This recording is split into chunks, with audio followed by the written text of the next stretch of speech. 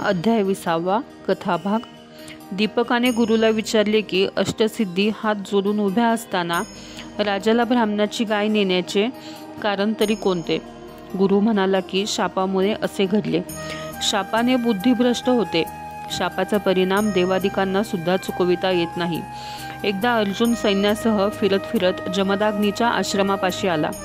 त्याचे दर्शन घ्यावे म्हणून त्याने आत प्रवेश केला. राजाने हात जोडून त्याची स्तुती केली. दोघांनी परस्परांचे क्षेमकुशल विचारल्यानंतर राजाने आज्ञा मागितली. सर्वांनी जेवण करून जावे असे मुनींनी सांगितले आणि कामधेनूच्या कृपेने सर्वांना पंचपक्वान्नयुक्त षड्रस भोजन दिले. त्याचवेळी शापामुळे राजाची बुद्धी फिरली.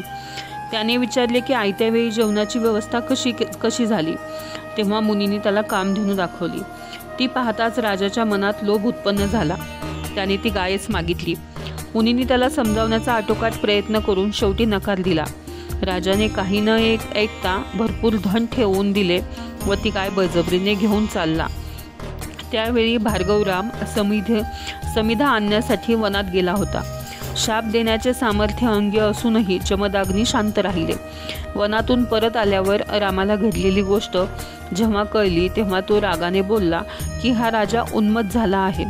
त्याला धडा शिकवलाच पाहिजे आणि तो मीच शिकवीन.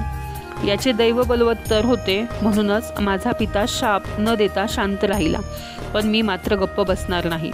त्याने पित्यावर केलेला अन्यायाचा बदला याला ठार मारूनच घेईन. एवढे बोलून तो वायुवेगाने राजा मागे थांब थांब असे ओरडत धावत सुटला. राजाने मागे वळून पाहिले आणि रामाला पाहताच ओळखले की हा विष्णूचा अवतार आहे. अन्यथा आपल्या वाटेस जाण्याचे धाडस कोणीच करू शकणार नाही.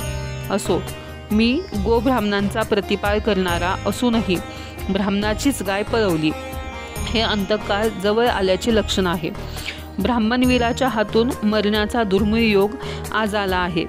तरी शरण न जाता हा योग साधून घ्यावा असे योजून तो सैन्य थांबून उभा राहिला.